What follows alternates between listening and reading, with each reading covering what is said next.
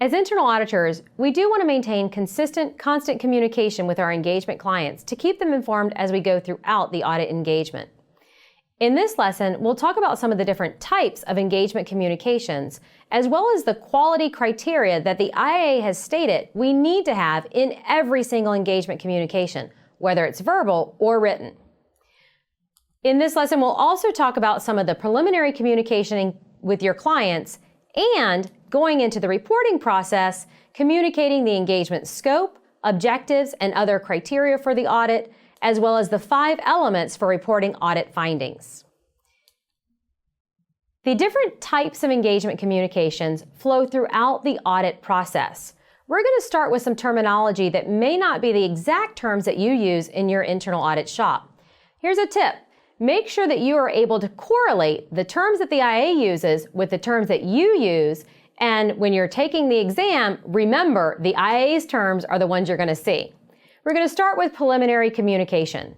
This is the communication that we have with the client before we actually begin field work. It includes an announcement memo that says, "We're coming." It might also include any preliminary requests for information, as well as your entrance conference or entrance meeting. As we perform the engagement, we'll also want to maintain contact with them and provide management any information they need to know immediately on an interim basis. Interim is another word that we don't use in practice. This is typically what we call our status meetings, reports, or status updates.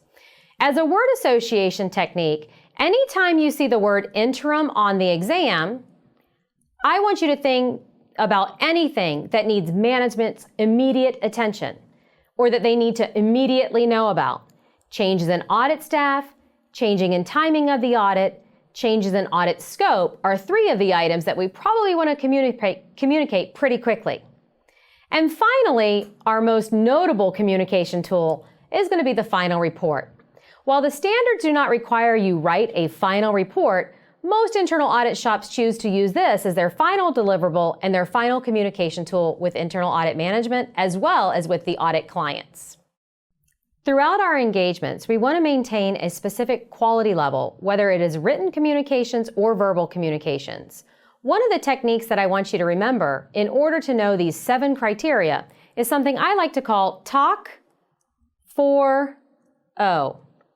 Talk 4O is simply a mnemonic that helps you remember each of the criteria that we're looking for to have quality communications. It starts with being timely.